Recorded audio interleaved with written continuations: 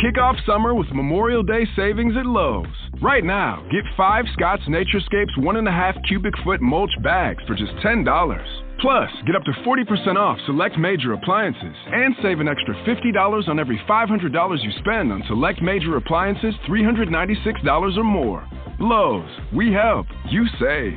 Valid through 5/28. Mulch offer excludes Alaska and Hawaii. Selection varies by location. While supplies last. See Lowe's.com for more details. Blog Talk Radio.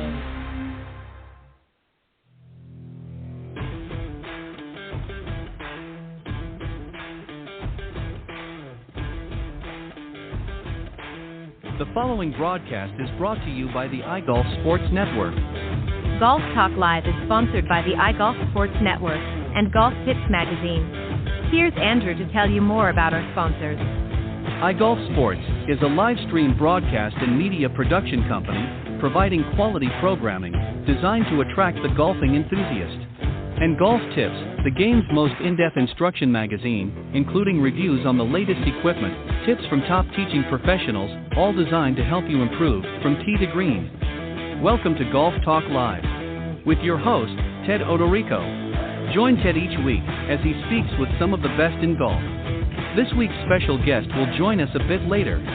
But first up is another great discussion on Coach's Corner. So let's introduce tonight's Coach's Corner panel. All right, good evening, everybody, and once again, welcome to Golf Talk Live, of course, of your host, Ted Odorico, and I'm glad that you could join us here live every Thursday from 6 to 8 p.m. Central here on the blogtalkradio.com network. And as our introduction stated, we're going to be starting things off here in just a moment with another great discussion on the Coach's Corner panel, and I've got two of among my favorite professionals here. The two Johns are back, and I'll introduce both of them in a moment. And then one of the Johns, John Decker, is going to be joining me on the second half of the show as my special guest.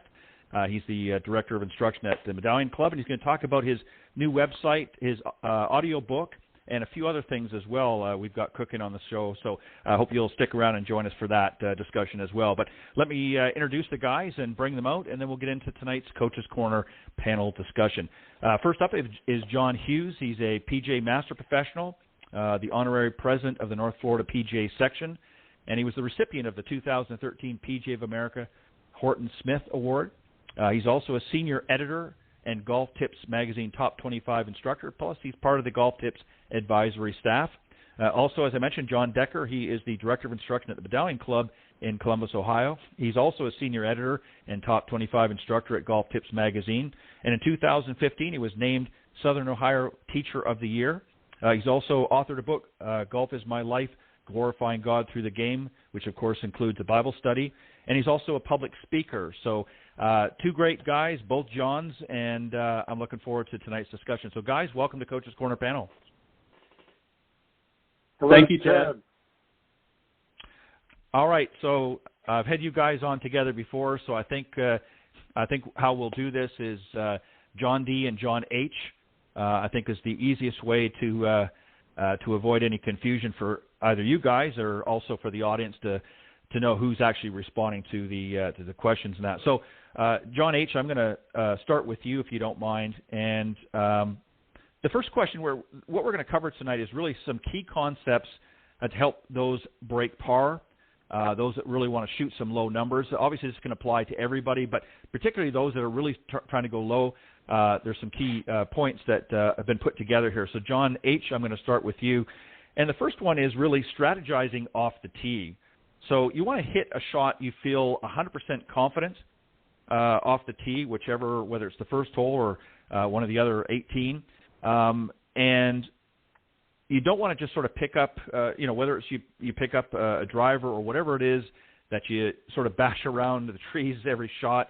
You want to make sure you set yourself up for a good approach shot to the green. So walk us through that. If you had a student in front of you and you were going to put a game plan for success to help them put together a good off-the-tee strategy, what would that include?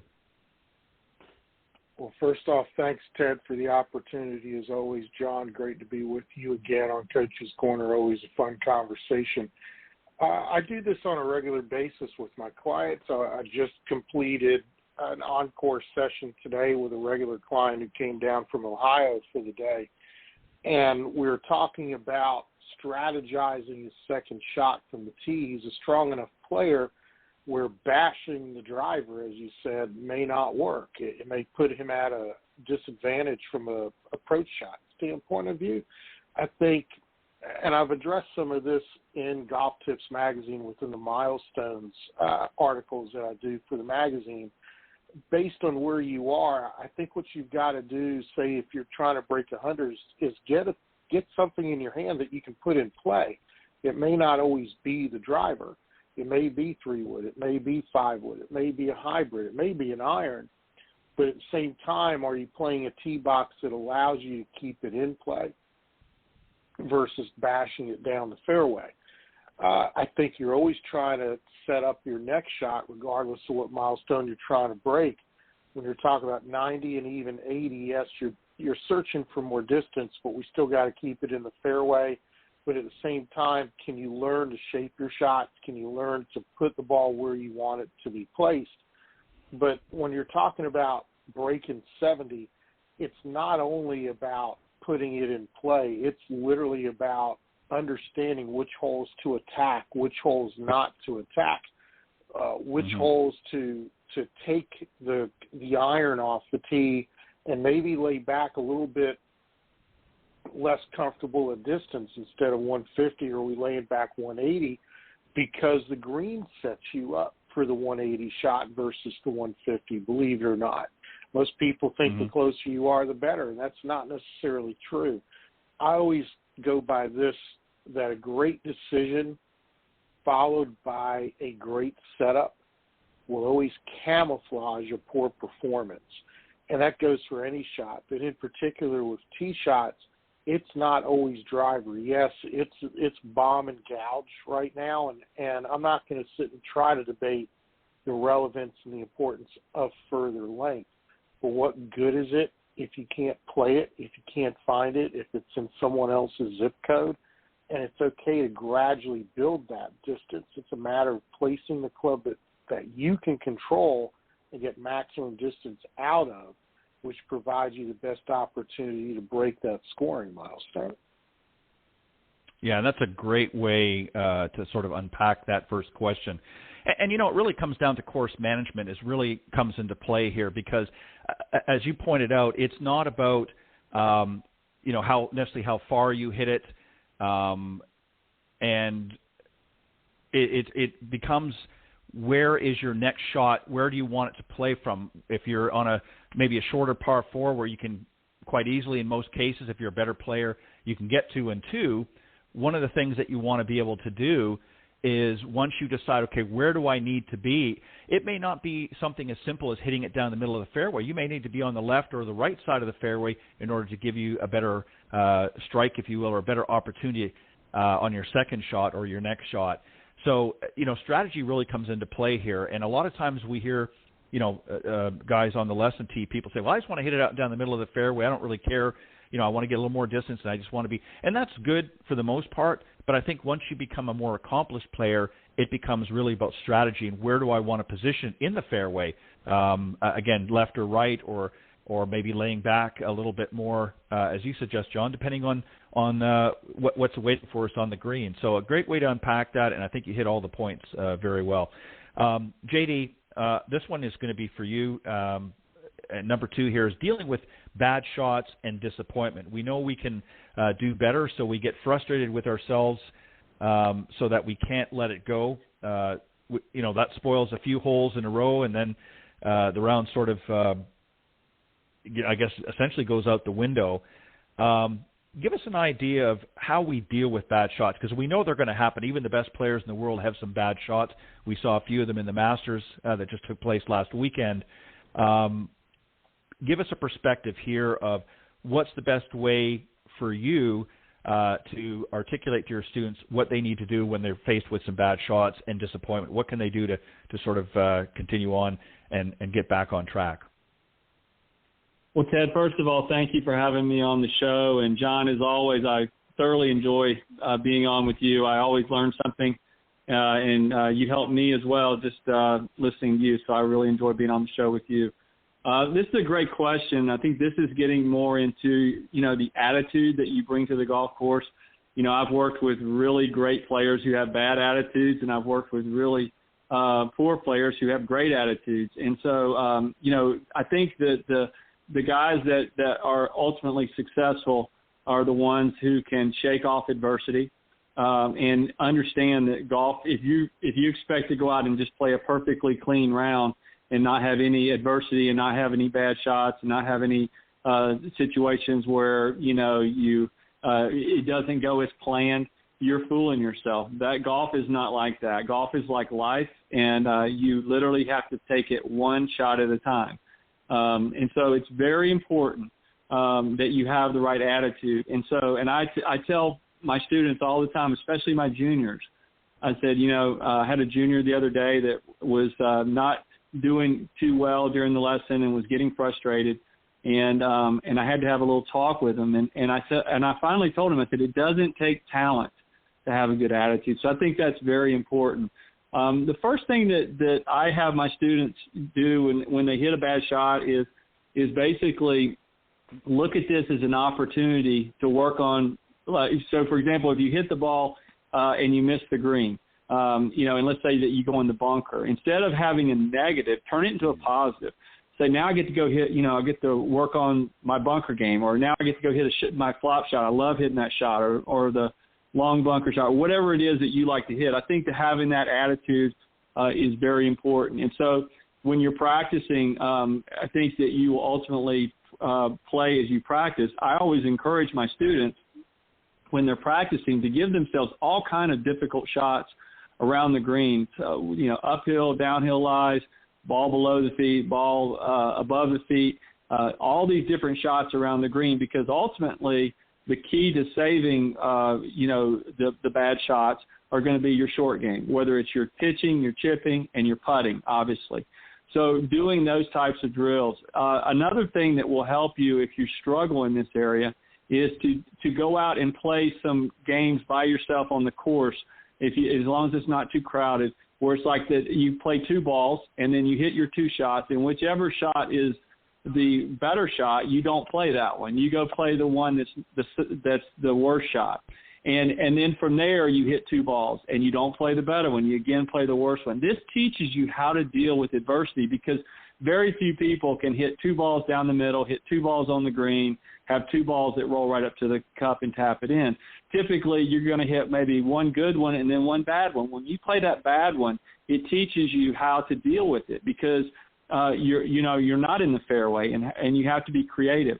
So these are ways for the listeners out there to practice dealing with this before they ever get to the golf course. And this is really important if you're wanting to play tournament golf. So I think dealing with adversity is part of the game. Accept that and, plan for it and practice for it. And then when it happens in a tournament, you won't be shocked. But, oh, my goodness, my perfect plan that I had for this tournament is falling apart. And so those are ways that I think the average person can learn to deal with adversity. Yeah, I couldn't agree more. And, even another thing, just to add very quickly, and then I'll move on.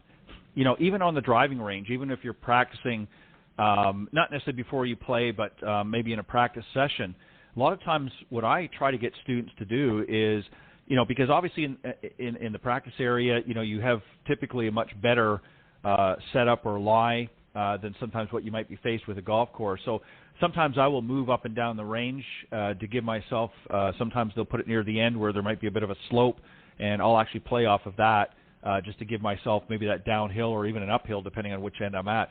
The other thing I'll do sometimes, very similar to what you just suggested, John, and that is I'll play what I call one good, one bad, is I'll set up with one ball that's either teed up or on a good piece of grass, and then the other one, I'll hit one maybe out of an old divot that somebody, might even be one that I've made on the range, and set up, in order to be able to hit that, because it's going to be a little bit different than what the fluffier, better lie is going to be. So, you can do things like that just to practice what it's going to be like, because you're going to be faced with that. Sometimes your ball might roll in the divot, or you're going to be faced with a downhill, uphill lie. So you want to create as many scenarios as you can when you get out on the practice tee, so that you can make sure that you're well prepared for when you're out in the golf course.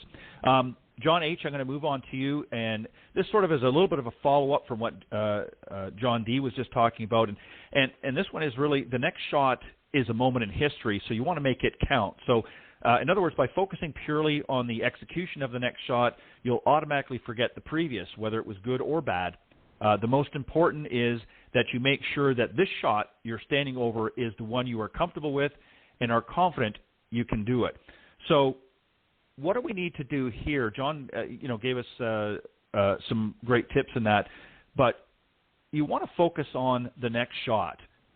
You want to make sure that instead of thinking about what's happened in the past, the moment is now, the shot is, and you want to make that count. So maybe just give us an idea of what we can do when we're standing over that next shot, how we can get our mind sort of in a good frame, if you will, in order to do that, and how we can avoid falling into that trap of thinking of the past. It's hard not to think of the past, and it's okay to evaluate and put away the past is a really simple way of saying it. Because if you don't deal with your past, it's going to continue to haunt you. You've got to package it, put it in a nice little bow, lock it away. From the remembrance of the past as a golfer, the shorter the memory, the better. Even with great shots, I think you're wanting to retain some of the better shots, if not the best shots. But realize the career shots are not your averages. You're trying to remember the shots that get you around, that make you the golfer that you are. When you're dealing with it on the golf course, you've got time in between shots. Riding in a cart, not as much as walking, but there is time to clear yourself. I think one of the first things I tell golfers that really works is don't leave the area where you are until you've cleared that shot, until you've packaged it and put it in your past. Walking forward, riding forward to that next shot, still harboring ill feelings or even highly elated feelings, that ebb and flow isn't necessarily good. We just got to put them away and say, you know what, on to the next one. I like to talk to my golfers in the form of tasks. Tasks have checklists, and when you've got another task in front of you, particularly maybe professionally, or for the student golfer, the junior golfer, it's something in a classroom that, hey, we've got to get something done in a certain amount of time. There's always tasks, and you're checking off those tasks possibly in a logical order, at least hopefully you are. And I like to talk about it as tasks. Let's package the past. Let's move forward. Let's get up to the ball and look at the lie. And there's a checklist for everybody that's a little different for each golfer. But I think if you look at tasks that lead up to a shot, and the shot itself is a task, it's a culmination of the list of tasks that you just made, you tend to take emotion out of the equation. Tasks are very non-emotional if you really think about it from a professional standpoint of view. In some cases, they become very mundane. It's the mundaneness, the boredom that people get a little bit anxious with golf. They're looking for the excitement. So sometimes you may harbor good or bad from the past just so you can gain some excitement. That's great if it's good momentum. But if it's excitement for the sake of excitement, that's not so healthy. If you love to be excited, then I'm really hoping that you can hit a lot of perfect shots, because that's the only way you're going to stay in the moment. As soon as you miss it, as soon as you hit that bad one, you're toast. So I believe it all starts with you gotta think of the past as the past. Look at everything going forward as tasks. Complete each task. I think as you do that, you will tend to remain focused right now, not necessarily in the future. Tasks allow you to see into the future, but not too far away, meaning you're on the 5th hole, you've made 3 birdies. Hopefully you're not thinking of the 18th hole. You're thinking of the 6th hole maybe. But as long as you're sticking with a plan that does that works for you, and everybody has a different way of doing it, working with a coach, working with a performance coach, working with a sports psychologist is helpful in this manner to create this type of routine that basically becomes your emotional Teflon. If you can use that Teflon to your advantage, you may not score the best, but I will tell you from personal experience as well as coaching experience, you won't experience your worst round either. Mm-hmm. Yeah, and that's, again, very well said. And, a lot of times we see golfers that, get to a hole that they've played many times before. Maybe last week they hit a 6-iron from this particular spot. They're in a similar spot. So they say, okay, well, this is my 6-iron, and I got it pretty close up to the pin, so I'm going to pull up my 6 again. But they don't factor in that the conditions may be different. The wind may be a little gustier today. It may require them to hit a 5-iron, or maybe the wind's coming from behind them this time instead of in their face, and that 6-iron is going to be, too much club. So maybe they need to dial it back to a 7 or possibly even an 8-iron. So, there are a lot of factors. No two shots are exactly the same, and I think a lot of times people, again, as you pointed out, whether it's good or bad, particularly the good shots, they do remember them, and it is good at some point to be able to have that draw from that knowledge. But I think you also have to remember that you're in a different shot right now, and it may require a different assessment, if you will. In fact, it doesn't require a different assessment and possibly a different result. And so I think you have to be mindful of that, and I think working with somebody that can help sort of piece all that together and help you, sort of factor through things a little bit is going to make it that much more successful. JD, I'm going to come back to you, and this is one here that I think we don't really talk about a lot. And that is to commit 100% and nothing less. So if you're not 100% committed to a shot, I believe you're done. And I really think this is huge. It's sad that really it's not discussed more. To be committed to your shots, you need to know your shots. And this is an area that I think particularly our higher handicap golfers fall into very often is, especially if they get in a shot where they're in between clubs and so forth, they're very hesitant. They just grab what they think and they hit it, and then they're obviously ultimately disappointed, and it creates another bad memory for them moving forward. But 100% committed, should we be that, number one? And if so, how do we get ourselves in that mindset to be 100% committed? Well, you're exactly right. You do have to be 100% committed to hit any shot successfully. I mean, you can hit a shot and not be 100% committed, and most likely you're going to hit a poor shot or even a terrible shot in those situations.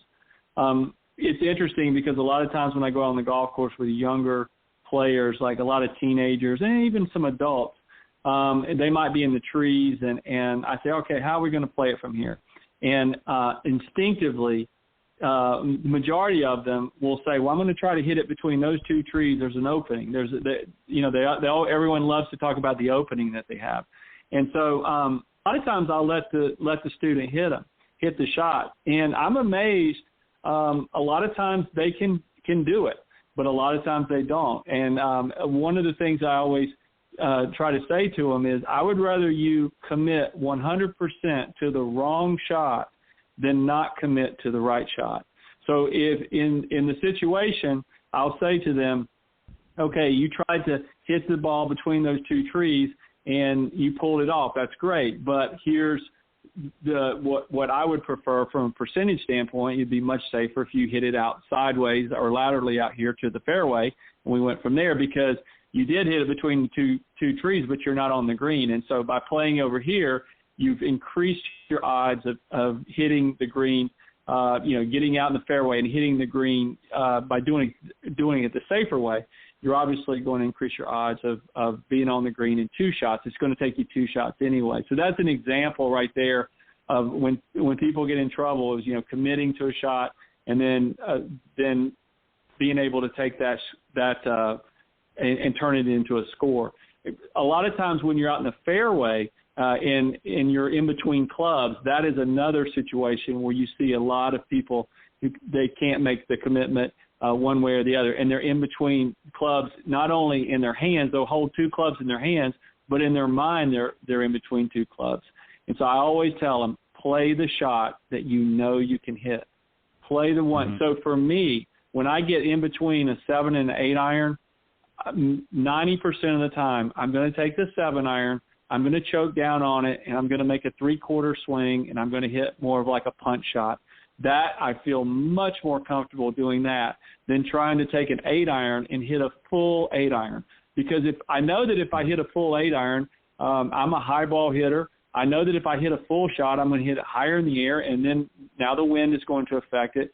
But I also know that if I miss-hit it a little bit, I may not get it, anywhere close to being the right distance because I'm trying to hit it so full. When I take the extra club, I give myself a little bit of a buffer so that if I don't hit it perfect, I'm still going to be pretty much, on the green or within a reasonable distance of the hole. So those are examples, and there's a million different examples. And you see it in putting. Do I play more break or do I firm it? Those are, again, all of these indecisions that we get on the golf course have to ultimately come back to commitment and playing the shot that that you can hit. Yeah, and that's really key to really committing 100% is you have to understand your abilities. And if you're faced with multiple options for your next shot, you always want to settle, unless you're an extremely accomplished player, you want to settle for the easier shot, the one you can almost 99.9% guarantee that you're going to pull it off, because that way you're going to be 100% confident. And the percentage that you're not going to hit it solid or you're not going to hit it the way it needs to be done is so minimal that you can pretty much do it without even thinking. When you start to, as you gave the analogy of hitting between two trees, that's a very high percentage shot of failure, even for some accomplished players. So, again, you don't want to put yourself in a position. It's better, as you pointed out, John, to hit it out to the side and give yourself a better opportunity to hit from the fairway than try to pull off some hero shot from the woods or from behind a tree or two. But great points, John. Thank you for that. John H., I'm going to come back to you. And this one here is really an interesting concept, and that is to put yourself in position to hit your shots. And I'm going to give you some examples here in a minute. So you've got your shots that you can hit, but now you need to hit your shots in a way that sets up good situations to actually be able to hit them. So let me give you an example of what I mean by your shot. So as an example, I can hit a hybrid with a draw. I can hit a driver with a fade. I can hit my irons high, or I can hit my irons low. But on the opposite side of the coin is I was having problems with chunking my full wedge shot. So I know my wedge shots are not 100% solid, particularly from 110 to 115 yards. I'm really kind of sketchy, and I didn't have a shot for. So when I know what my shots are that I can confidently hit those shots, and those are just some examples, or maybe others in your particular bag, if you will. But once I know what shots I'm confident and I'm comfortable that I can hit, now I can strategize and put myself in a position to be able to utilize some of those shots. Maybe give us an example, John H., of how we can better do that, and how we can really sort of analyze our game to not just have the 14 clubs that we have in the bag, but actually have multiple shots that we can pull out at various times and then set ourselves up in such a way that we can actually use those shots more frequently. Sure, and this goes back to not course management. I call it self-management. Nobody manages the course but the superintendent and the higher powers to be. You got to manage yourself. So with that said, do you have the inventory of your skills? As you mentioned, I hit a draw with my hybrid but a fade with my driver. That's an inventory of skills. Do you know what your skills are that are repeatable? A. B, how do your skills set up for particular holes on a particular golf course? That's really important. There's going to be holes that don't meet your eye. Why doesn't it meet your eye? Because possibly you don't have those skills, and that's okay. But what skills do you have to navigate that golf hole? That might not be a hole you're going to attack where a competitor might, a playing partner might, because they have a different set of skills. But when it comes down to, hey, I chunked that 110 wedge, why are you even playing 110? Why are you calculating that in? Most people are not thinking mathematically about what their skills can and cannot do. I'll give you a couple of examples. At Falcons Fire, holes 2 and number 6 are drivable par 4s. yet everybody gets their driver out, either puts it in the water on 6 in the hazard, puts it behind the trees and some really thick rough to the right, which leaves you in between water. If you're long enough, it puts you in a pond on number 2. Looking backwards, you can see better how your skills would fit these 2 holes. And most of the time, people are putting themselves in what I call no-person land, the wedge shots that you don't practice, that you're trying to create swings to versus trying to change setup and or understanding your overlapping carry distances. Avoiding this no-person land is paramount.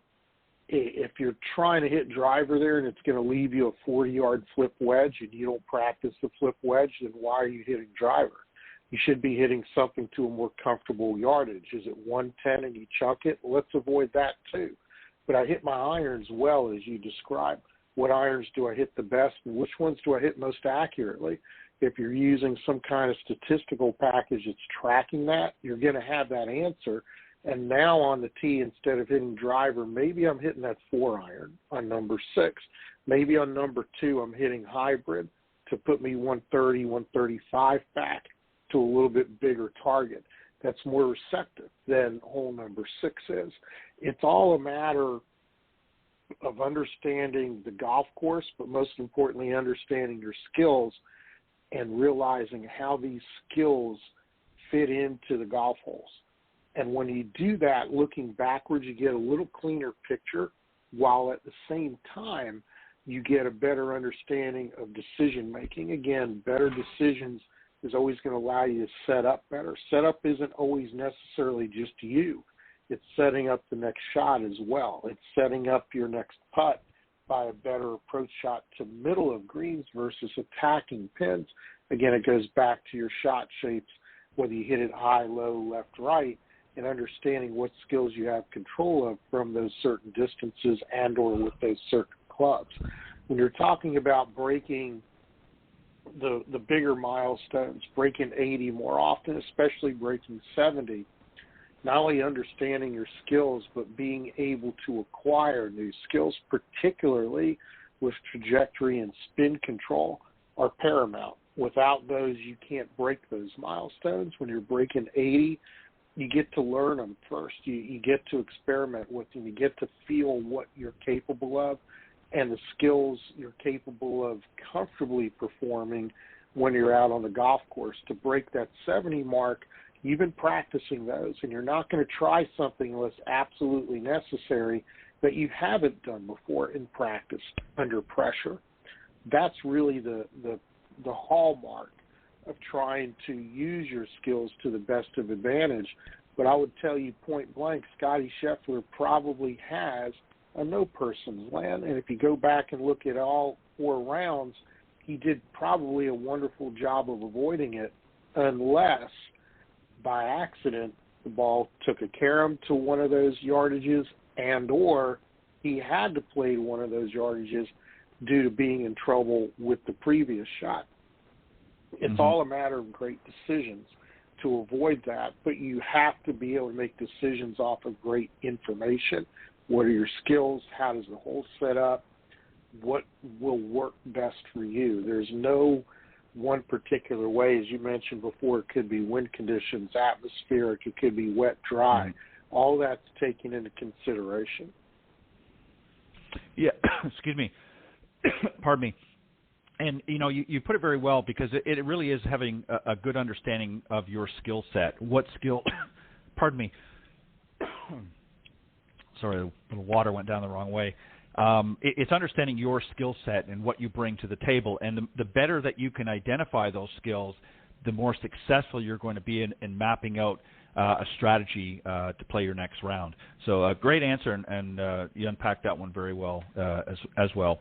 JD, I'm going to give you this one here. This is an interesting one. There are 2 imaginary boxes, if you will. There's a think box and a play box. One's behind the ball, which is referred to as the think box. The other box is next to the ball where you play from, which, of course, is called the play box. And the 2 boxes are separated by the imaginary decision line. give us an idea of really what we're talking about here between the two boxes. Again, obviously these are imaginary, but they're obviously something that we have to consider when we're playing. So give us an idea of what we're talking about here between a think and a play box. Well, I love this question. Starting out with the think box, I mean, with my students, I talk about there's 4 parts to a pre-shot routine, and everything that you're talking about right now is really goes back to your pre-shot routine. The first thing that you do is you have the thinking area, or you think, or you see the shot, then you feel the shot, then you execute the shot, and then you trust all the above. So you see it, you feel it, you do it, and you trust it. And that's Bob Rotello 101 right there. So when you're in the think box, you're basically standing behind the ball. You're thinking, I tell students, when you're back there behind the ball, you can think about your target, you can think about your swing, you can think about your yardage, the wind, you can think about all that stuff. But as soon as you step forward, and you'll see some guys, they have a trigger. They might grab and pull at their shirt. They might tip their hat. They might tap their club on the ground. Something to trigger. You leave from the thinking to now the feel part, or the in the pre-shot routine. And that's where you start feeling the shot. So you've got to go from the thinking to the feeling. So you make your practice swings. You always make a rehearsal swing. And then you set up to the ball the way we teach our students to do it on the driving range. You set up, go through, get your ball position, get set up, you execute the shot, and then you trust all the above. I also break it down into players, because I think a lot of times when I look at students, I look at them and I say, he's a thinker and he's a player. And so if you're a thinker and you come to me, what I want to do is try to teach you to be a player. I want to get you out of your head. I want to get you doing drills. I want to get you doing things that don't involve video, that don't involve launch monitors, that don't involve data, that involve feel. And if you're a feel player, I try to teach you to be more of a thinker. Not that I'm trying to change you. I'm trying to expand their horizon. I'm trying to make their game and develop their game so that they're a little more balanced. If they're a field player, then that's great. I think Tiger Woods is a great example. He is primarily a field player, but if you talk to him about spin rates and things like that, he's very intelligent as far as his answers. He knows a lot about the golf swing, but ultimately when he gets on the golf course, he is a field player. Bryson DeChambeau is the complete opposite. If I was working with him, I would get him away from a launch monitor. I'd get him away from video. I would try to do things to speed him up, to get him to play more like an athlete and less like a scientist. Not that I'm going to change either one of those players, and those are 2 examples of great players.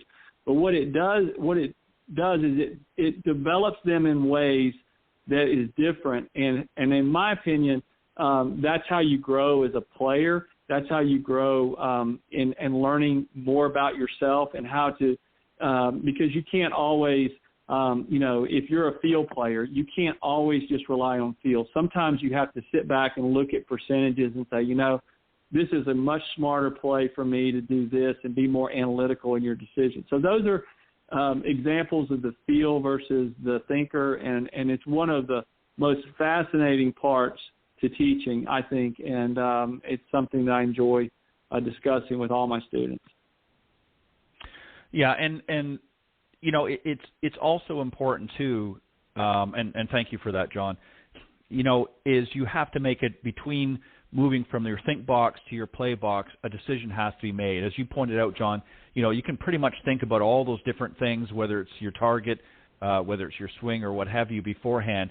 But then once you have assessed, and that's part of the assessment, that's part of your pre-shot routine, assessing the situation, then you have to make a decision, and it goes back to what we talked about a few moments ago, and that is you have to make a commitment. You have to be 100% committed to the decision that you make before you step into that play box. And if you're not ready to do that, then you need to get back, and you need to go back into the think box and maybe think a few more things that maybe you hadn't thought of, or maybe you need to reassess, or whatever the case is, before you, again, make that decision and then step into the play box. So excellent way of setting it up there. And John H., I'm going to come to you. You talked about, and we both have, or all of us talked about many times, is our pre-shot routine, but one that we don't talk about as much, and that is the post-shot routine. So after your shot, it's important to react in a way that will let you continue playing well instead of getting angry and overly emotional. Give us an idea of really what the importance of the post-shot routine is and how we can be more successful getting that in line just as we do with the pre-shot routine. So when I'm talking to especially my competitive players, but more so with the beginner's got to understand that from a biophysical, from a neurophysiological standpoint of view, that your brain is going through a very simple equation of 2 + 2 = what? When you make a golf swing, the first 2 represents your setup. The second 2 in the equation is your swing, but it doesn't always equal 4. And being able to see ball flight until it lands non-judgmentally, just look at the ball flight and then make a determination. Was that a 4? And if it wasn't a 4, what was it? And what was deficient? Was it your setup that was deficient? Did the setup cause deficiency in your swing?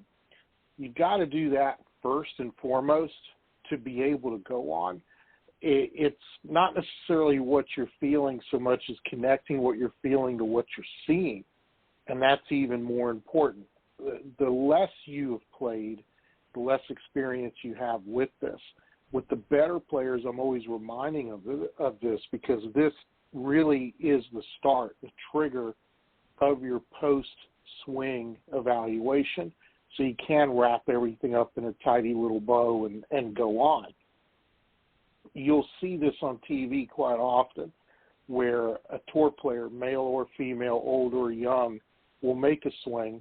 They're not liking it. You can see their facial expression. You can see the nonverbal leaning to one side or another. They show the outcome of the swing, and then they cut back to the player who is now maybe rehearsing something. What are they rehearsing? They're rehearsing what they're hoping they can repeat the next time, not necessarily what they felt for that particular swing. They're trying to make a comparison as to, okay, here's what I felt versus here's what I want to feel. A lot of times the better players can wrap it up in a tidy little bow just doing that. And that is one of the things that a good sports psychologist is going to teach a more advanced golfer is let's just tidy it up this way. It might not be what you wanted, but here is what you want. And you don't want to go forward until you determine what that want is and what it feels like. So that's basically the start of it. The balance of it is emotional, more emotional than anything else. As much as you may have wanted something, did you really earn it? And I think when you put it in perspective that way, you're tying back to the process I just talked about. If you didn't earn it, then why should you have gotten it? You got what you deserve. Now, as John said, and I love this, and I teach this to my competitive juniors all the time, you now have an opportunity. Every shot you hit creates a new opportunity.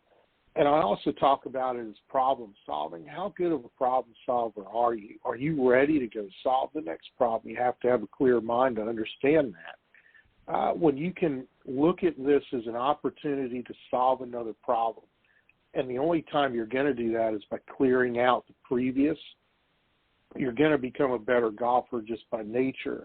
We as human beings love to solve problems. We love the challenges. But when you're emotionally stuck in the past, and whether it's golf, whether it's a relationship, whether it's a professional position you really wish you would not have lost, whether it's your fault or not, it doesn't matter. The more you harbor these feelings of the past emotionally, the less likely you're moving forward. So you've got to find your own little way of clearing the emotions, and there's lots of different ways of doing it. There's lots of different exercises and drills, mantras, whatever it is. The reason why there's a lot of them is because there's a lot of us, and not one always works for everybody. You've got to go out, figure out what works best for you. For me, after I've done the 2 + 2, I may chastise myself, but in a very nice way, because that nice way, basically I go, well, it could have been worse, And yeah, that phrase means a lot to a lot of different people, but for me on the golf course is exactly that. I could have been in a worse position, in a hazard, in a place I wasn't aiming for. And what that allows me to do emotionally is to reset and say, wow, I've got another opportunity. I've got another challenge. I've got another time that I can solve a problem and show that my decision-making skills as well as my physical skills can get me to advance the ball the way I'd like it. It takes some time to develop that for each player. However, if you don't start working on it now and recognizing that the post shot is just as important as the pre-shot, you're not going around in circles. You're in a one-way alley to a brick wall. And until you figure out how to get not through the brick wall, but understand how the transparency of the brick wall allows you to play better, you're sort of stuck hitting your head on that wall. Yeah, and I was just thinking, really with a lot of the points that we've been covering here tonight, I think the earlier, especially new golfers, the earlier you can start to develop skills in these areas, and it's not just all about, ball striking, and obviously you need to work on those skills too, and some of the others that we've talked about in the past as well as tonight. But the earlier that you can start to work on some of these things and understand them in your development of becoming a better player, the easier time you're going to have. A lot of times everybody sort of focuses on one aspect. They just want to hit the ball really well, which is important, don't get me wrong. But they spend so much time, but they don't get into the pre-shot routine. They don't get into the post-shot routine. They don't get into some of the other things that are important part of golf. And what ultimately ends up happening is, they might be a pretty good ball striker, but then when they get out in the golf course, suddenly they're looking like a 25 handicapper because they don't know how to put it all together. They haven't incorporated some of the other skill sets that we're talking about here, so they don't know how to put it all together. And John D., this is what I'm going to do is I'm going to start with you, and then John H., if you want to join in as well. The last one is control the things that you can control and forget the rest. So we've all been in situations, or certainly students have been in situations where maybe you've played golf with a guy who's swearing a lot, shouts, curses all the time, works himself up to a frenzy. Maybe you've seen him even snap a club here and there, a putter or what have you, or a player who blames literally everything for his game except himself, the weather, slow players, even the grass, the weather, what have you. This is an important one, too, I think, that people have to come to terms with, John D., and I'm going to start, and then John H., if you want to join in, and that is learning to control the things that you can control. What are your thoughts? That's exactly right. The number one thing, and I try to stress this to anyone that I'm working with in golf or just in the game of life, is you can control your attitude. You can control your attitude, and you can also control your work ethic. So the preparation, I think I loved what John just said. If you're not prepared, people ask me all the time, why don't you play more tournament golf? Why don't you play more? And I said, well, the reason I don't play more tournament golf is because I'm teaching golf all day long. I don't have time to prepare and for a tournament. I could go sign up and play in a tournament, but I'm not going to go sign up and play in a tournament if I'm not prepared, because I know what's going to happen. So, a lot of students, a lot of people, listeners out there, they want to take their lesson, maybe a week before the member guest, or they're going to practice, one time before a tournament or an outing or whatever, and they expect it, to have great results. And, you have to put in the prep time. You have to have the right attitude. But it's so much of what you're doing, on the golf course, in my opinion, is being able to block out everything. I played my best golf looking back, years ago when I played in tournaments and I was playing a lot. I always felt like the times that I played the best is when I had the ability to focus only on one shot at a time. I was cordial. I would talk, going down the fairway, I would talk. But when it came to me executing the shot, I had the ability to block everything out and execute the shot. Looking back, when I didn't play well, I was the complete opposite. I let other things distract me. I let noise that somebody was making distract me, or I let someone playing slow in front of me. I would start using those excuses. And anytime you start making excuses, you're not controlling your attitude. So your attitude is important. How you act on the golf course is important. When you're playing poorly, it's important to finish out the round because you never know what you'll learn about yourself. On the last hole, when you're out of the tournament, you're not playing well, you never know. You might make a swing and say, oh, my gosh, that's the best shot I've hit all day. Well, bottle that. Take that one little positive out of a bad day and take it to the driving range the next day and try to replicate it, and take it to your next golf tournament and try to replicate it. So I think those attitude, how you act on the golf course is something you can control. You can't control the weather. You can't control your pairings and things like that, but you can control how you think and your attitude and your pre-shot routine and being consistent with that. And then after that, you just go out and do the best you can. I think John. Yeah, I'm sorry, Ted. John I H. agree with no. all that. You want to add anything? Yeah, I was just going to say that a lot of people will ask me when we're on the course, why don't I bring my golf clubs? Not only am I not prepared, I'm in control of coaching them, and I can only play when I'm not distracted. I may pick up their clubs and demonstrate something, but for me to go out and shoot a score, it's not the right environment for me to be coaching somebody at the same time. A lot of people don't understand that, but then when I take them out and it's all about shooting a score, then they understand. When we're coaching, it's about their score. When it comes to control, I think John succinctly said it. Just know what you have control over and just deal with that. There's a reason why you'll hear tour pros at the end of a round during a post-round interview take ownership of everything they did. And it's because they know they had full control of it.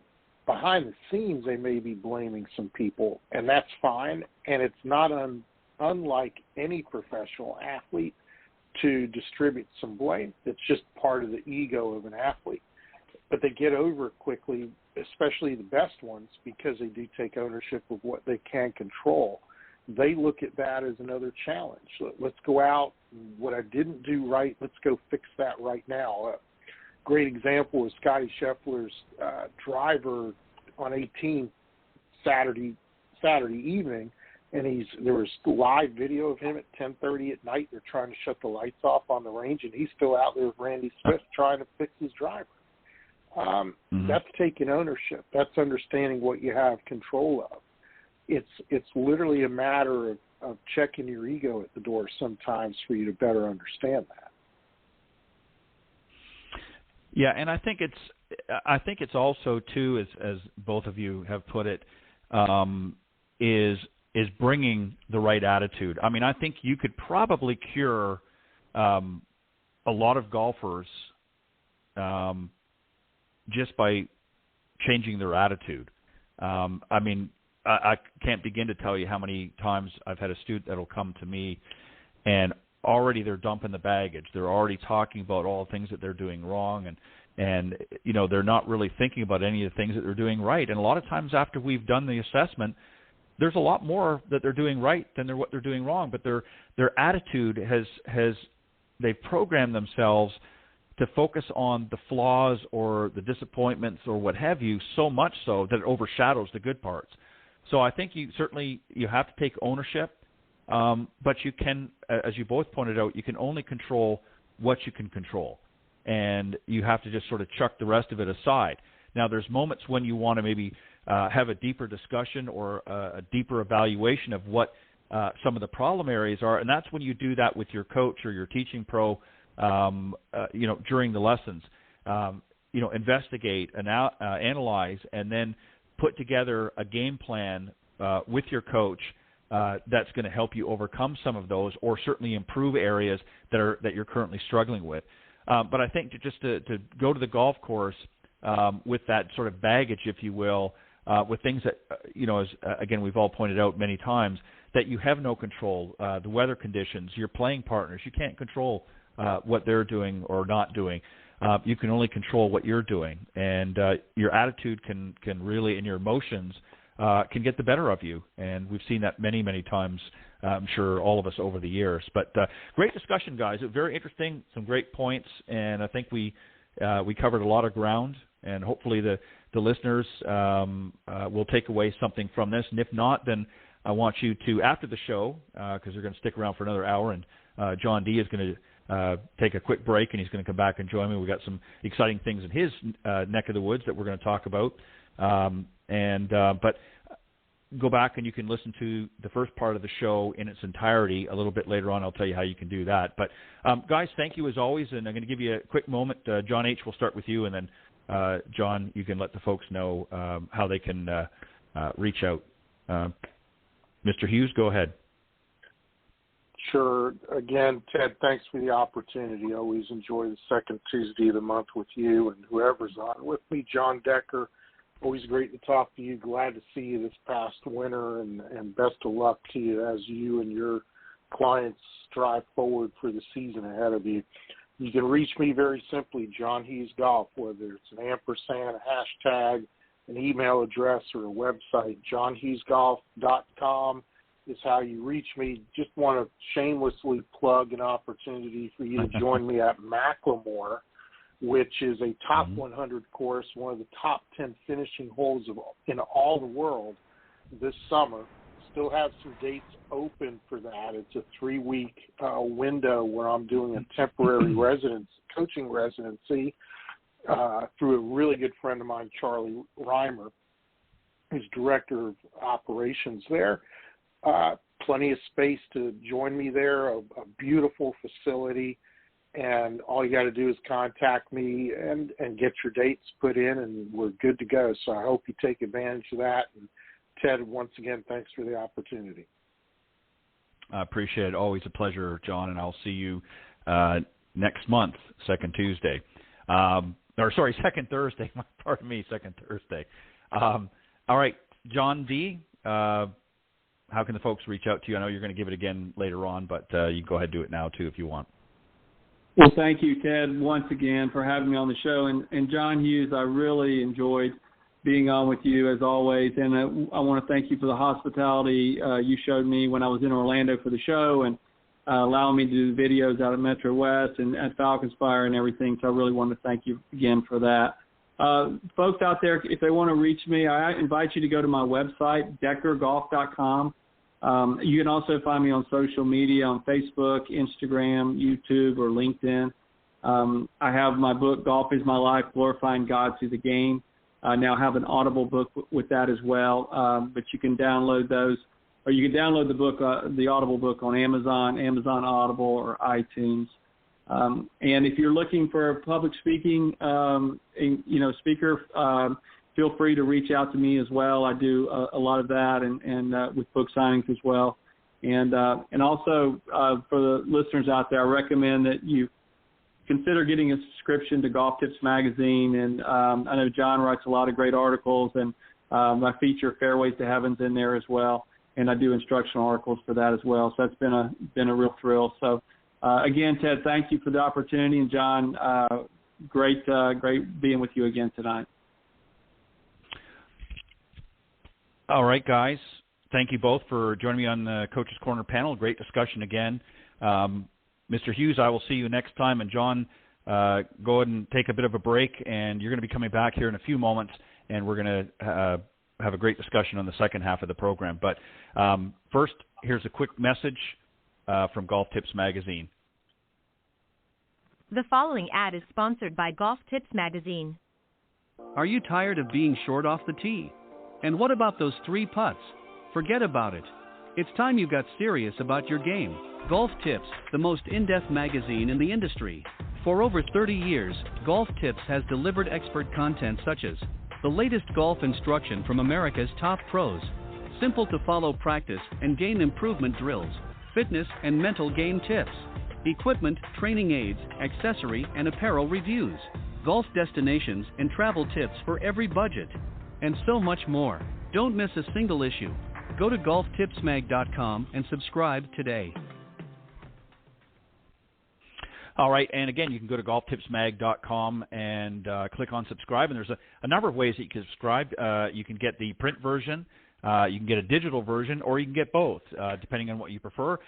Some people like to get both. They can keep a print copy at home, and if they're traveling on the road, they can, with the use of their tablet or phone or maybe a small laptop, they can get access to a digital version of the magazine as well. The great thing about the digital version as well is you can get access to past issues when you sign up as well. So if you missed, if you're a new subscriber and you want to see some of the past issues, you're able to go back a few past issues and see some of the earlier copies of the magazine. That's always a great way to pick up on some things that you've missed. But definitely going to do that. And if you're a current subscriber and you're tuning into the show tonight, maybe you've got a golfing buddy who could use a helping hand, to say the least, with their game. You might want to gift a subscription to Golf Tips Magazine, so you can do that from the website as well at golftipsmag.com. And both Johns, of course, are contributing editors and part of the top 25 instructor list on the show or on the magazine, and have done a great job over the time to be able to help many golfers out there improve their game. So you definitely want to check out that. Go to golftipsmag.com. And also on the website itself, there's a lot of interesting articles as well as some instructional, some product and equipment reviews as well. So make sure you check those out. And lots of new exciting things going to be coming to the website in the weeks and months ahead. So keep an eye out for that. But go to golftipsmag.com, check out the website, and also you can subscribe there or gift a subscription if you prefer. But a lot of great ways to listen to this show as well. This is season 10 for Golf Talk Live. It's hard to believe, but I've been doing this for 10 years now. And for some reason, if you're not familiar with, you've obviously found us here tonight if you're listening to the program. But if you want to go back and hear some of the past broadcasts, you can go to blogtalkradio.com/Golf Talk Live and just scroll down to the on-demand section, and you can listen to all of the shows that have been previously aired, and they're in order of the most recent. So tonight's obviously, if you're at that website, you're listening live. Otherwise, you can listen to the recording version if you go to blogtalkradio.com/Golf Talk Live and just scroll down into the on-demand section and listen to a variety of different previously aired broadcasts. And just a quick note, last week, of course, was the Masters Week, and we had a couple of very special guests. In case you didn't tune in, you might want to definitely take advantage in going back and listening to a previous broadcast. Last week, of course, the legendary Pat Boone, actor and recording artist, as well as the executive producer of the new movie The Mulligan, which Pat, of course, is one of the stars in. They come on and talked about that, and that's they did a presentation at the Masters tournament on Tuesday of last week, not this past Tuesday, but the Tuesday leading up to the Masters. And there was a special private viewing, and it got rave reviews. And then it's going to be coming to select theaters April 18th and 19th, which I believe is a Monday and Tuesday of next week, at select theaters. And the best way to get advanced tickets or find out where you can go to see that before it's fully released is go to themulliganmovie.com. That's themulliganmovie.com. It's a really, really great movie. And it's not just about golf. There's obviously a much more hidden message there, and I think you'll enjoy it. Certainly something, as Pat pointed out when he was on the show last week, I think given our current circumstances globally, that we could use a little message to uplift and get our spirits. So it's a good movie. It's a heartfelt movie, and Pat Boone, of course, is a legend here in entertainment, and does a great job in his role. And, of course, Rick Eldridge, who was the executive producer, shared his thoughts as well. So go to themulliganmovie.com to get more information on advanced viewing, which is becoming available at select theaters April 18th and 19th. All right, as I mentioned, my special guest on the second half of the show is on the first half of the show, John Decker. He's the director of instruction at the Medallion Club in Columbus, Ohio. He's also a top 25 instructor and senior editor for Golf Tips Magazine. And he's here to talk about a few things, his website and also his audiobook and a few other things. So let's welcome back my good friend and John Decker. John, welcome back. That was a quick break. Thank you, Ted. Yeah, that was a quick break, but I appreciate you. I know it's going to be a long. We'll try to give you a little bit of an early break on tonight's discussion. So I want to talk about, you had written a book a number of years ago, and that's really how we sort of first met. Is you had sent me out a copy of your book, and then you became a part of the show. And then a little bit later on, when I acquired Golf Tips Magazine, you've now come on board with that. But you wrote a book called Golf is My Life, Glorifying God Through the Game, which, as I mentioned earlier on, also includes a Bible study. And you've taken it a step further, and now it's available in an audiobook form. Talk about why you decided to do that and sort of how it led up to becoming, and then we'll get into where it's available and so forth. But why did you decide to put this in an audiobook form? Well, Ted, it's when the book first came out, I did not have any inclination at all of even any thought of doing an audiobook. And I started going and doing book signings, and I had several people come up to me and ask me, John, is the book available in audio form? And I said, no, it's not. And I really kind of laughed at the idea, or even kind of played it off. But it started happening every time I would do a book signing. And so I started realizing the popularity of audiobooks. And I frankly had never listened to an audiobook. I had friends who had. I'd always done it the old-fashioned way.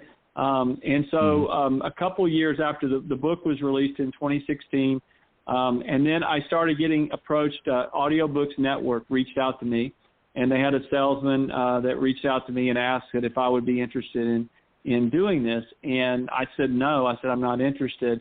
But I said, check with me, 6 to 8 months. Who knows? I may change my mind down the road. He asked if he could call me back, and I said sure. But I honestly didn't think that I would ever do it. But as time went on, he was very persistent. He called me, like he said, every 6 months or so. And after about the fourth time, I finally said, you know what, I think I'm going to do this. And so I started talking, getting a little bit more in depth with him about what was involved. And so, we had to get a narrator and all that stuff lined up. And it was really an interesting process. I did not understand at all how popular audiobooks are. And if you think about the way we live our lives now, it's just a great way to read a book while you're driving to work, or while you're working out, or just, washing the dishes. So it's a great way to kind of kill two birds with one stone, and I'm so thankful I did it. Yeah, and I think you're exactly right. I think the way, especially with the advancement of technology, I know, as an example, when I've gone on road trips or I've traveled, Carol and I, my girlfriend, we've quite often listened to audiobooks. We haven't here lately, and we'll get back into it. But when we went on some of especially our longer trips, and they were always interesting and a lot of fun. Sometimes we would sort of get a murder mystery or something, and so there'd always be a sort of a plot and a twist to it. And it was always a great way to really, and I'm a visual person anyway, so for me, when I'm listening to the audiobook at the same time, of course I had to be mindful of driving, but I'm sort of visualizing the story that's going on. So it's definitely something that is become very, very popular, and I think it was a smart move. I believe, as I know you do, is there's always a timing for everything, and I think the time was now to do this. And so you gathered the information, you had the discussion, and then, as you said, you picked a narrator in that. How long was the process from once you made the commitment for it to get finished until it was available to be uploaded and released to the public? It's about a 6 to 8 month process, depending on the length of the book. My book, I think, has 296 pages, I thought at first, that it might be something that I could do, but then I started talking to them about how long it would take, and it takes months to do an audiobook. I did not realize that. I don't have months to do that, and I quite frankly, I would not have been right for that. Even though I wrote the book, the Kyle Colton, who's the gentleman who did who was the narrator. When they sent me a questionnaire, I had to answer a bunch of questions, and they said, they asked about questions about the narrator, and I said, well, first of all, he has to be a male. Second of all, he has to. I want him to know something about the game of golf, and I also want him to have a Southern accent. I mean, I'm from North Carolina. A lot of the stories are from North Carolina out of the book. I wanted that feel. I did not. I mean, to have a New York accent for somebody from Black Mountain, North Carolina, would not make a lot of sense. So they right. sent me three voices to listen to, and I listened to the first guy, and he had this real serious, he sounded like he was like out of Dartmouth or something, and like real Ivy League voice. And I said, that's not going to work. So I immediately went with the second one. And by the time we got to the third one, Kyle, his voice, he did not have an accent, but his tone was very similar to mine. And so I sent back a questionnaire, and I said, can Kyle, can he possibly, do a Southern accent? Well, Kyle, they sent me back another audition tape with a Southern accent. Now, he overdid it at first. He got too slow and too drawn out. And then we sped him up, and we got it kind of in that sweet spot. And he was able to do it. What was amazing also is he was able to play, there's women in the book, my mom and my grandmother. He was able, their voices, he was able to do their voices in a female version. He did Helen Alfredson. Helen Alfredson wrote a foreword for chapter 1, which is Augusta. She wrote the foreword for that chapter, and he did Helen Alfredson's voice. So I don't know if he went on YouTube and listened to Helen Alfredson or what, but he was able to do a really good accent of Helen Alfredson. So it was just when I listened to the book and listened to the way he was able to change his voice and read the book, it took on a whole new life. And I was amazed. I was really dreading the editing process, because if you've ever written a book, the editing is torture. I mean, editing every minute detail has to be approved. If you change a comma, you have to have it approved, and it's just this long ordeal. I actually really enjoyed the audiobook editing process, because I could sit back and just listen. My mind opened up, and all of a sudden it was I felt like I was listening to it and it was the first time I'd ever heard the stories, and the stories were about my life. So I knew at that point, wow, I think it's going to be better as an audiobook than it's going to be as a written book. And where is it currently available now? I mean, I know it's publicly released, because you and I have obviously talked many times over the last few years, but where is it now available if people want to get that and download a copy of the audiobook? Where can they go? Well, you can go to Amazon, Amazon Audible, and iTunes. But I also want the listeners out there to consider, if you go to my website, deckergolf.com, and we'll probably talk a little bit about that tonight as well, but deckergolf.com, you can actually order it right there. There's the video that I just put up on there that's on the instructional part, but there's a video talking about the audiobook. If you go, there's a section for the book, and you can go there, and there's a link, and it'll take you directly to the Amazon Audible website. So you're able to order it right off of my website as well. So let's talk about the website. This is something I know that you've talked about for quite some time, that you've wanted to put together your own website. I mean, if you're going to be in the golf business these days with technology and so forth, you've got to have, in addition to just the traditional social media, you've got to have sort of what I call the website's really a master landing page for your business. That's where you want people to go to first. Then you can obviously direct them wherever you want them to go from there. But you have to have sort of a home, if you will, or a master landing page, as I call it, for people to go to. And as you mentioned, it's deckergolf.com. Give us a little bit of an idea of what your thought process was here on what you wanted to develop. Obviously, you had somebody do the behind leg work for you, but you've also been able to, to integrate your thoughts and ideas. So what was it you really wanted to have for somebody what's their experience when they go to Decker Golf? Well, there's a lot of things that I really wanted to try to accomplish and still want to try to accomplish with the website. I think that I work on the website every day, and keep in mind, I didn't have a cell phone. I'm 55. I didn't have a cell phone until I was in my early 30s. So I'm having to catch up with the technology, the way technology's taken off. And so, for me, now I can go on and add videos and if I want to put things in the website, I've learned how to do all that. And it's been really, really fun. I've really enjoyed it. But I wanted to have a home so that my students, during the lesson, I can say, I like to do a lot of drills.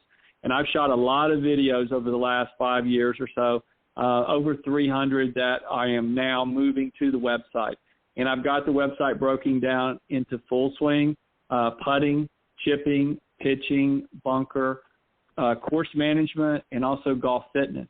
And each section, when you click on the section, just the videos, it'll say like full swing video library, and it has the count, and I think it's over 50 or so videos just in the full swing that I have currently, and there'll be more coming. So those videos are great ways for my students to reinforce the lesson. So if I'm working with them on their takeaway and their club face, I can tell them about the drills for the takeaway. Or if I'm working with them on putting or chipping, I've got all that information so that they can go home and after the lesson, they have a way to kind of still be in contact with me, looking through the website, and I know that they're getting a consistent message.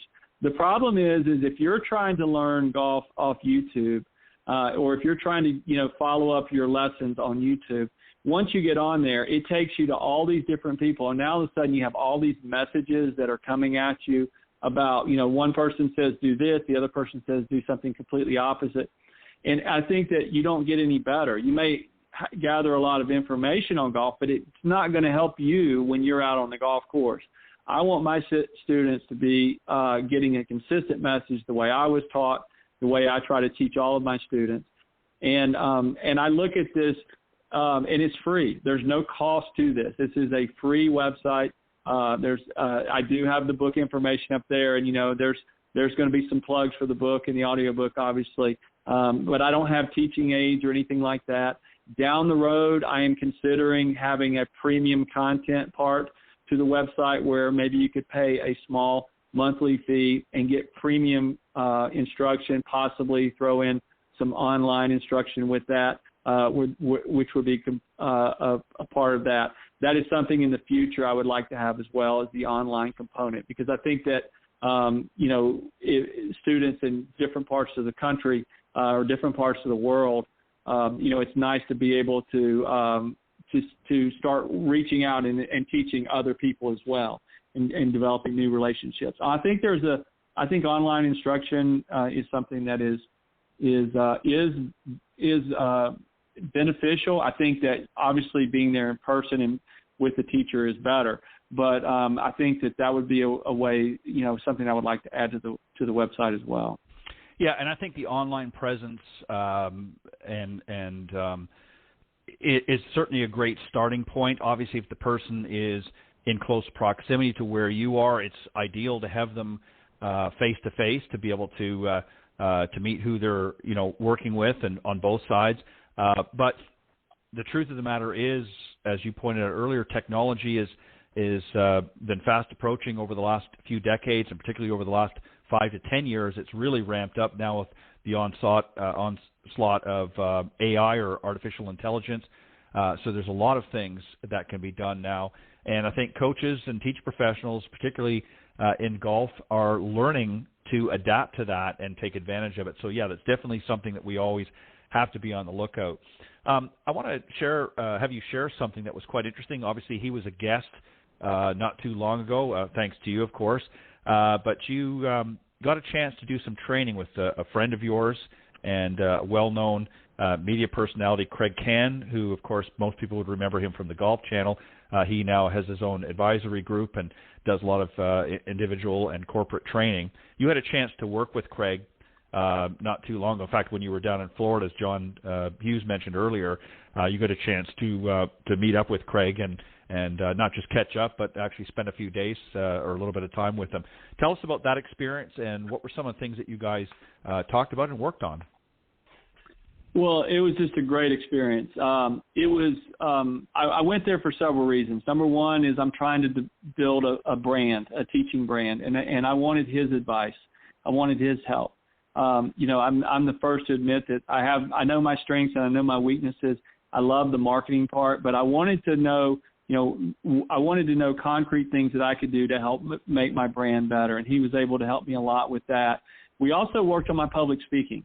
And I learned a lot of difficult things about my public speaking. I've always considered myself to be someone that can get up in front of people and speak.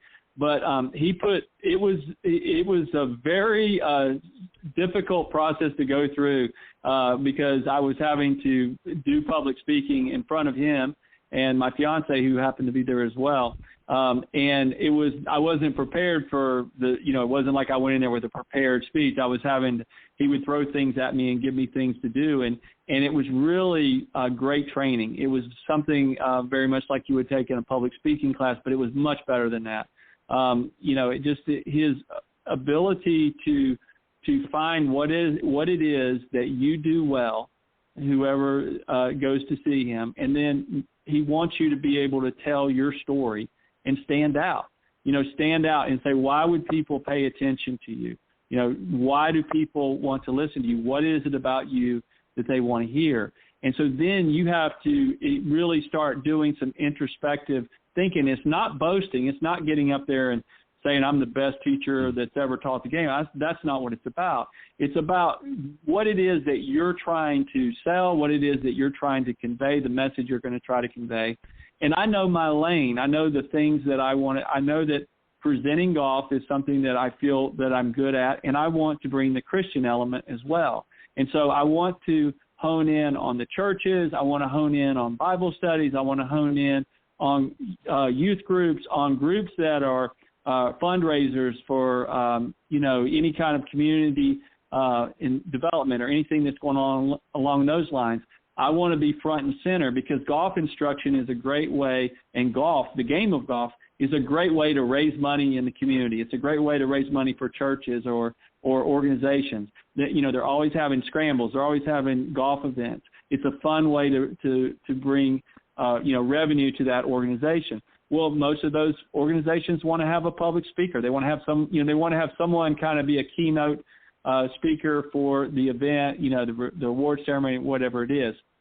I'm not going to try to be a MC at an event, but I do want to be able to stand up in front of people that want to hear about the game of golf, want to hear about Christianity, want to hear about trying to do things in this world that is going to make this world a better place and try to motivate and inspire people. That's the lane that I'm trying to fill. And so Craig has a great way of guiding and leading, and I just learned so much from him. It was a great opportunity, and I would highly recommend if anyone is looking to build their brand, if they're looking to better themselves, that they reach out to Cann Advisory because it's made a huge difference in my life. I'm reading his book right now that he gave me, and I definitely just think the world of him and owe so much to what I'm doing right now. He's the one that actually came up with DeckerGolf.com.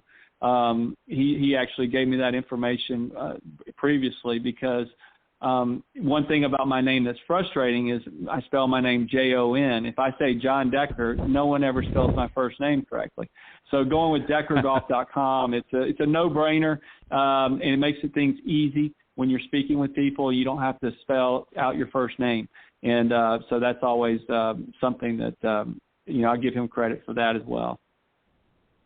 Yeah, and just to touch on something that you had said that obviously he has said, what I really liked and was impressed about, and as I mentioned a few moments ago, I had the pleasure of having him on the show a little while ago, an interview, and have him talk about his business. But he really does emphasize about you telling your story. Too often we see in any business, but even in the golf business, where, and flattery is certainly complimentary to another individual, but at the same time, you have to find your way, you have to find your niche. And if you're just sort of copying and doing what everybody else does, then really there's no reason for somebody to come to you. So the fact that he helps you identify what your brand is and then help you prepare yourself to relay that story to an audience is really, I think, very unique, because too often we see, teachings and things try to pattern off of somebody else, and that's obviously really not what he tries to do. He advises people to really bring sort of their best foot forward and capitalize on that. And I think, working with him, obviously, I know you knew him before, but has obviously shed some new insight and is going to help you with Decker Golf moving forward. And you talked about building a brand and obviously refining videos. You've done, as you mentioned, over 300 videos over the last few years. Some you've done recently here for Golf Tips Magazine, but you've done some of your old videos as well, which you're now starting to incorporate in your site. When you do your videos, what's first and foremost the message that you want to convey to the person on the other side? Well, I think the most important thing that you can do in a instructional golf video is you have to have one point, and you have to hit that point, and you can't go more. If you try to teach the whole golf swing in a video, you're going to lose people really fast. So what I'm a big believer in, and I know how the studies, basically will say that people, after about 2 minutes, you 2 or 3, once you get past 2.5 minutes or so, they're ready to go to the next video. They're ready to go something new. So I'm a big believer. My videos, if you look at my videos, they're about a minute in length. They're not real long. And so I try to hit a point that's very important. And I also feel like I have the ability, having done this for 25 years plus, is I have the ability to say the same thing a lot of different ways. And so what I say to you might make a lot of sense, but then I could say that same thing to the next person who has the same problem that you might have, and they look at me like, well, what are you talking about? That doesn't make any sense to me. So I have to then figure out, well, what is it that clicks with them, and then I have to go that way. So by doing, like, for example, the takeaway, I can talk about, there's a lot of drills I have for the takeaway, and I can explain it different ways. I can get into the science of the golf swing, or I can keep it real simple and talk about the feel of the golf swing. So to me, I like to do those in those 1 minute videos. I like it to be something where they come away with one thing and no more than that. Now, I do want to get into more expanded videos, because I do feel like, looking back, I mean, like all of us, I'm sure, Ted, if you went back and listened to your first podcast versus now, you'd say, wow, I'm a lot better now than I used to be. Well, I look back at my early videos and I go, wow, I was really rushing there, and I was really, the wind, I didn't have the right mic and all these things. So I'm evolving, just like the golfers out there try to evolve and to get better. And so I'm going to start doing some a little bit longer, but not too long. So I'm hitting more of that 2 to 3 minute window, and try to give maybe a little bit more behind the message, and not just head them with just one message and that's it. But that I believe is what I like most about my videos, is for the millennial out there who wants the quick, like, I want to watch this and then I want to go try it on the range. They don't have to sit there and listen to a 5-minute explanation and talk about all kinds of things. I can get right to the point, and hopefully they'll be able to apply it on the driving range. Yeah, and that's definitely important. I mean, the message that you get out there has to be quick and to the point. In other words, you have to sort of set the hook, if you will, to get the person interested, and then you have to be able to deliver. And that's something I think you've done very well with a lot of your videos over the years. And as you pointed out, obviously earlier videos, you're kind of getting your feet wet, but then over time you develop a certain skill set and a way of putting things together, and you improve. And I know as you said, when I listen to which I haven't for a long time, but when I listened to my very first podcast, I think my intro music was AC/DC and that sort of thing, and it was it seemed a little fun at the time, but not really probably appropriate for for the genre of show that I was putting together. But you have to start somewhere. Now you also, as we talked about, earlier on when I mentioned your involvement with Golf Tips magazine. Not only are you doing videos, and we'll talk about that in a moment, but you've been putting together some instructional articles, and you did, when you were down in Florida, you did a few articles for upcoming issues. In fact, one just went out in our May-June issue, so you definitely want to check that out. Go to newsstands. It's available here in just a few days at newsstands, or if you're a subscriber, you've already got your copy, and then we're going to put some in upcoming issues as well. But you also contribute the Fairways to Heaven. Give us an idea. I mean, I'm familiar with it, obviously, because we've talked many times about it, but give us, the listeners, an idea of really what the articles are about and what you're trying to do with that particular brand of article, the Fairways to Heaven. Well, Ted, first of all, before I even mention Fairways to Heaven, I have to thank you, because you have given me the opportunity to be on the staff, to be a senior editor, to be able to write a Christian golf article using Scripture. And I don't know of any mainstream golf publication that would do that. And for you to allow me to do that is something that I'll never forget. And I think it's something that this world needs. I think that, I'm not trying to beat people over the head with the Bible when I write these articles. What I'm trying to do is I'm trying to take Scripture, I'm trying to take a golf experience from my past, whether it be teaching or playing, and I'm trying to take life itself and intertwine the three of them in a way that's going to be uplifting. If you're not a Christian, that's fine. I still hope that you will read the articles just for the inspiration, hopefully, that they bring. Maybe there's a funny story in there. But I think that this world needs this. I think that, there's enough going on in the world to where it's nice to be able to get something that's uplifting and something that you can feel good about when you're done reading. So I hope that the readers out there, and I've gotten a lot of really nice emails from people that I don't know from all over the United States, and it's been really great. And we knew when we took this on, the Fairways to Heaven, and I have to also give credit to Dr. Angelica Napolitano, because Fairways to Heaven was not my idea; it was hers.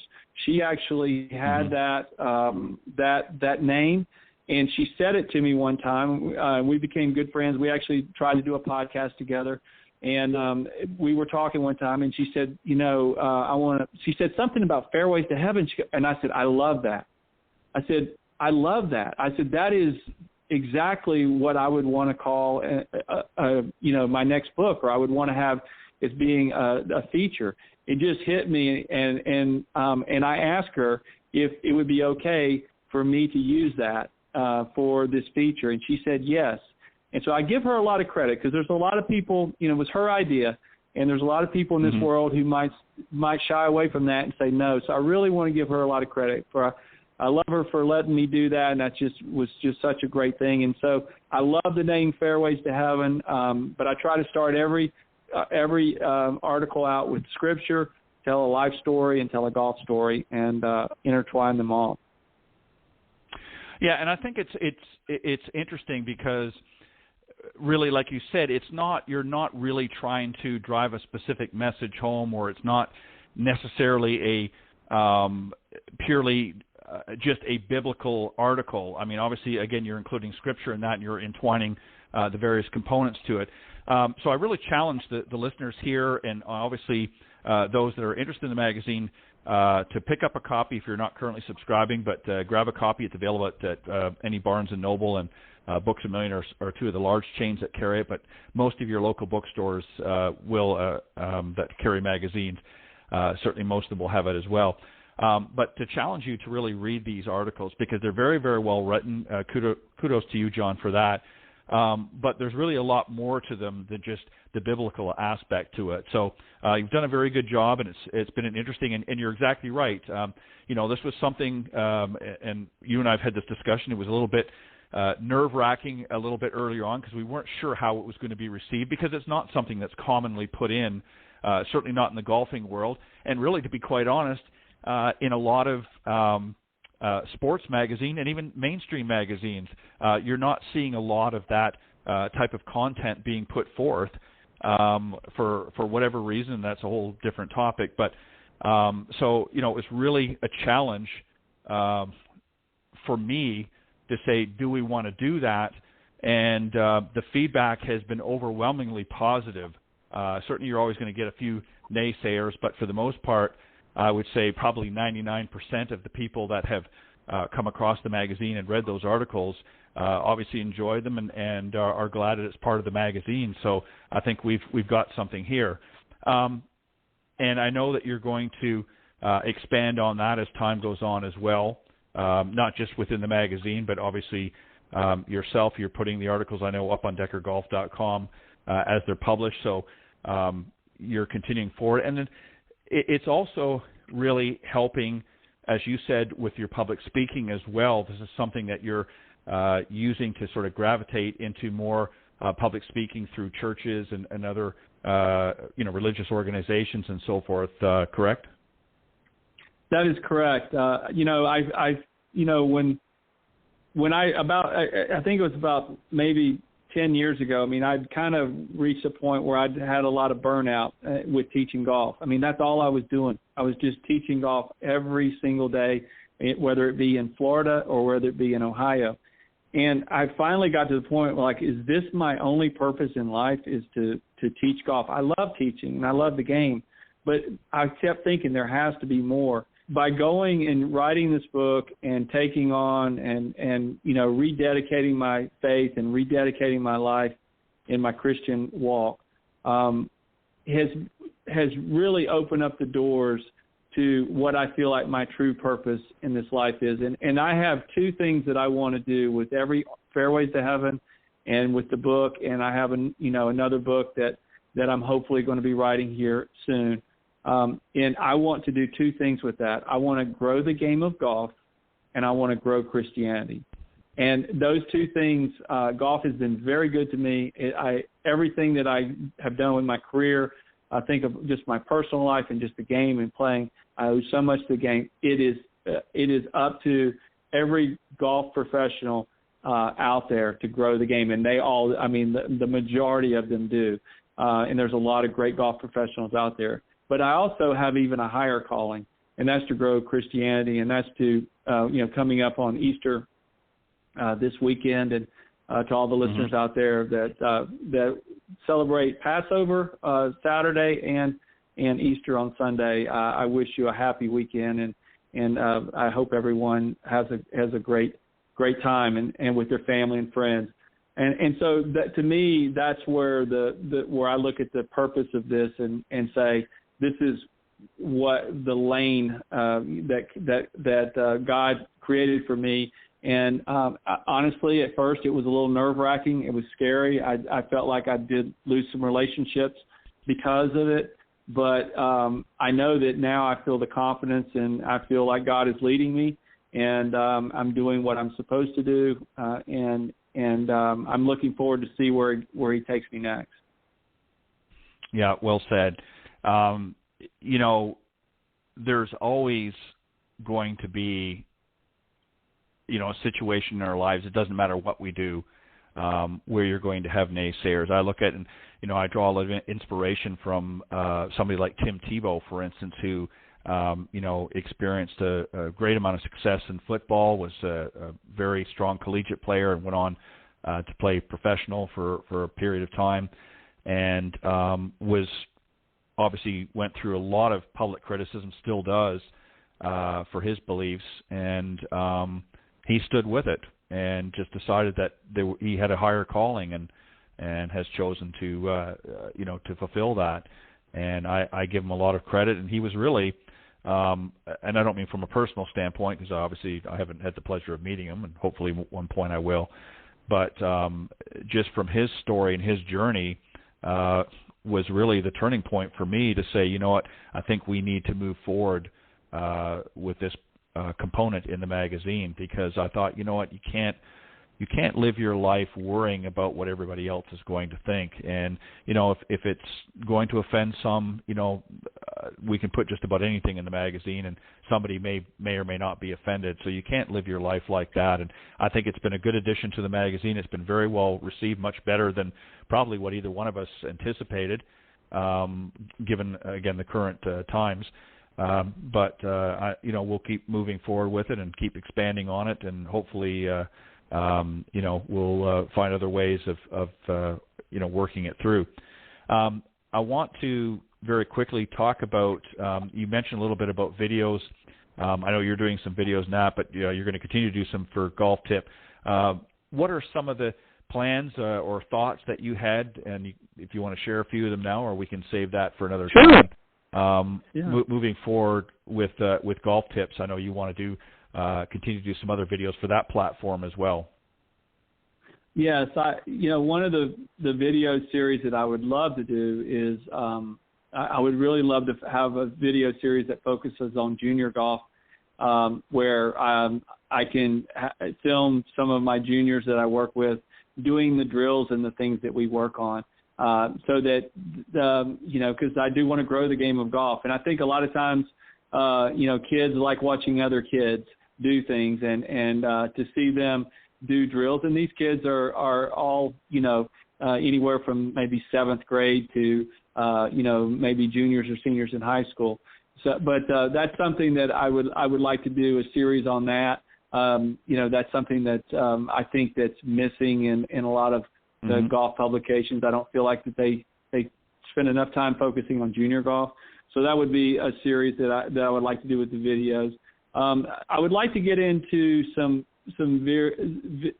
cause and effect videos of the common shots that people struggle with, and that's the shanks and the tops and all the bad shots, the hitting a pitch shot off tight lies.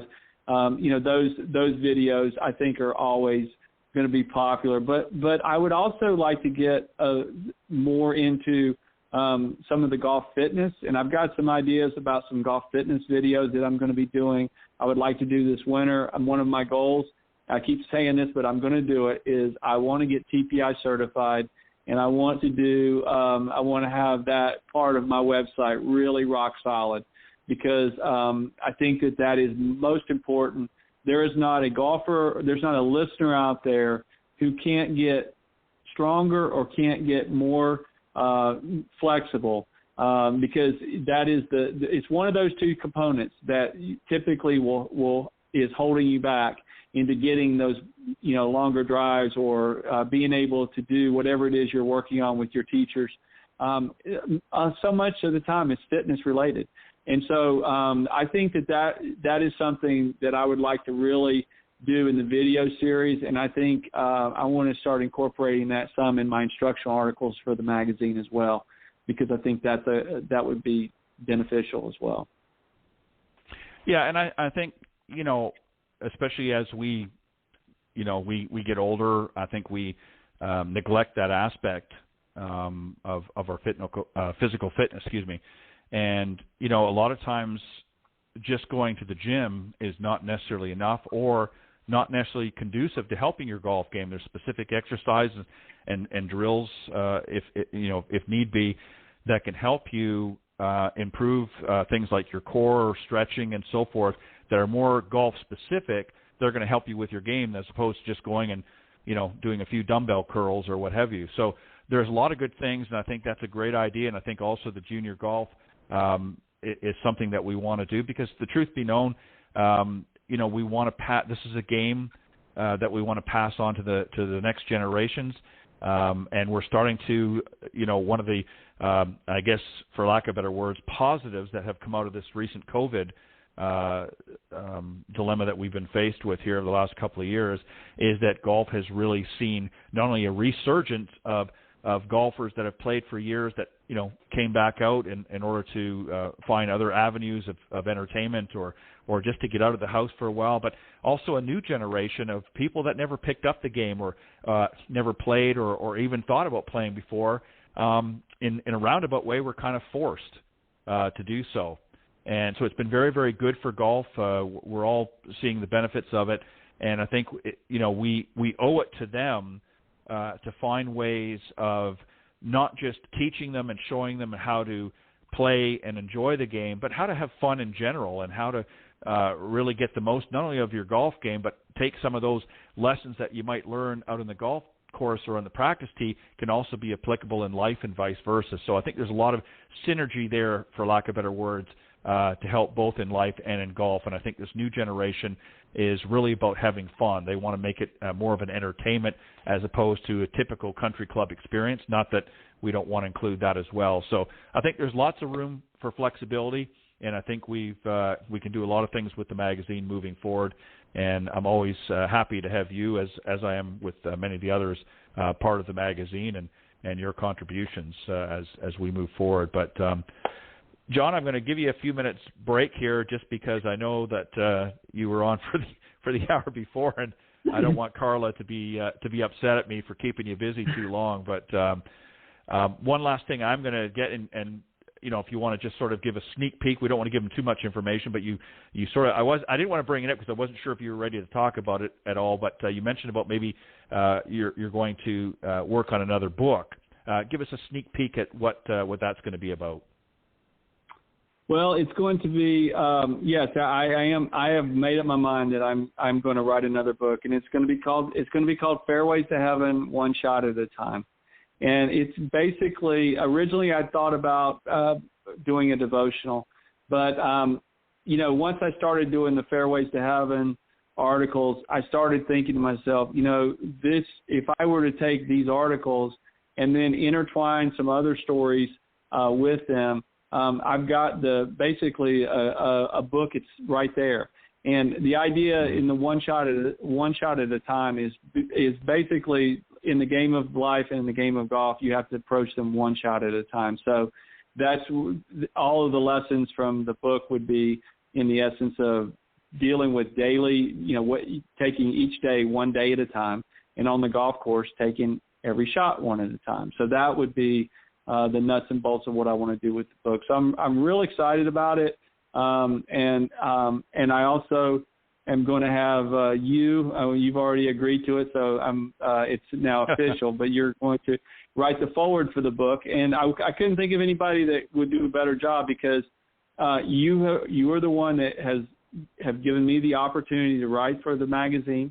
And, I feel like the magazine is just been such a blessing in my life, and I know that it's been a blessing in your life, and I think that it's going to continue to grow, and I pray for that magazine every day, and so thankful to be a part of it. So I wanted you to write the foreword for it. So I really feel like it'll probably be a year and a half before it'll be I would have it out, but I've gotten a lot of it written so far, so I'm real excited. Well, I'm looking forward to it as well, and I want to thank you for thinking of me, and I'm very honored and feel privileged to be able to write the foreword for this book, and I think it's a great idea, and I'm very happy to be a part of it, and I'm glad that you're part of the magazine as well.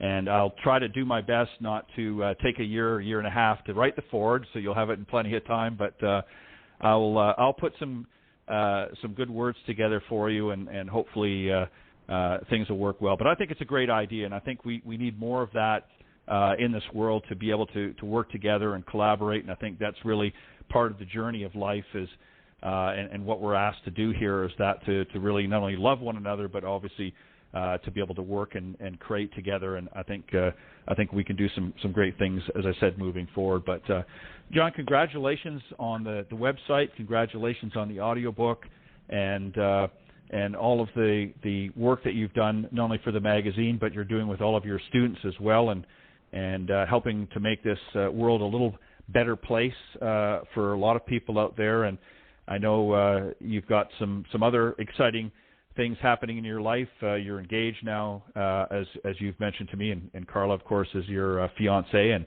I know you're excited about that, and a lot of other personal things which we won't air out on the show here, but that you've shared with me as well. And I'm very excited for both of you, and look forward to learning more about that as you and I chat off air sometime. But thank you for joining me tonight on the show as my special guest, and also for joining John H. on Coach's Corner earlier, for both of you guys doing a great job. I appreciate it always, and you always have a place here on Golf Talk Live.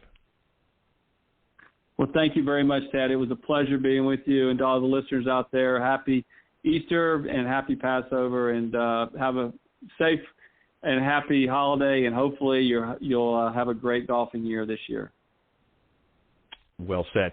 And just to let the folks know one more time, if they go to deckergolf.com, you can not only see all of his or many of the instructional videos that he's put up there, but you can also find out more about his first book, Golf is My Life, Glorifying God Through the Game.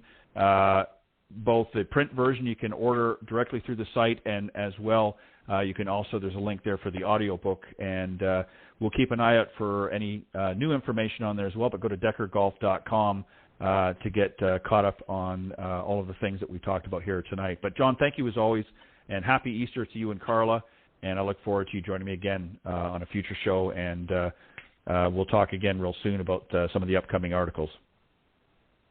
Thank you, Ted. All right. Have a great night, and happy Easter. All right. Good night. All right. Bye-bye. All right. John Decker, my very special guest. Go to deckergolf.com.